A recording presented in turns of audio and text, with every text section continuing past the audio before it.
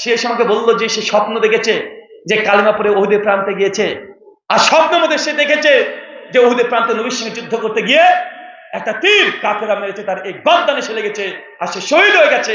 সে এসে আমাকে যে কালিমা পড়েই আমার সঙ্গে জিহাদে ময়দানে আসার জন্য আমাকে বারবার বলেছে। আমি নিষেধ করেছি যে তুমি পারবে না, তুমি পঙ্গু ন্যাংরা মানুষ, যেও না। তারপরেও এই শহীদের পেয়ালা পান করার জন্য তিনি চলে এসেছেন। আল্লাহ রাসূল আমি সঙ্গে করে তাকে নিয়ে এসেছি। আল্লাহ নবী যখন তাকিয়ে দেখছে যে ঠিক সত্যি এই কাঁধের কাছে তার তীরটা লেগেছে একদম।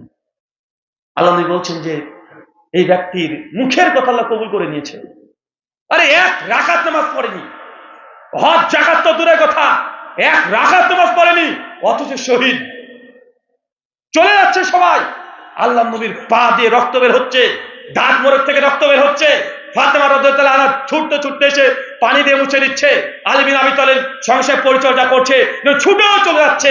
একটা পাহাড়, ছোট্ট একটা টিলা পেয়েছে, নবী উঠতে পারছেন না, বারবার চেষ্টা করছেন, উঠতে পারছেন না। আবু তালেব উবাইদুল্লাহ 39টা তীর যার বুকে লেগেছে। ছুটতে গিয়ে নবীকে সন্দেহ করে তুলে কাঁধে নিয়ে তিনি দৌড়তে শুরু করেছেন। আবারও শ্রেষ্ঠ মানুষ, তাকে কাঁধে তুলে চলতে পারছে না, তাকে কাঁধে নিয়েছে কে? 39টা তীর যার বুকে আছে, ওটাকে নিয়ে ইয়া রাসূলুল্লাহ তাহলে তুলে নিয়ে চলে যাচ্ছে।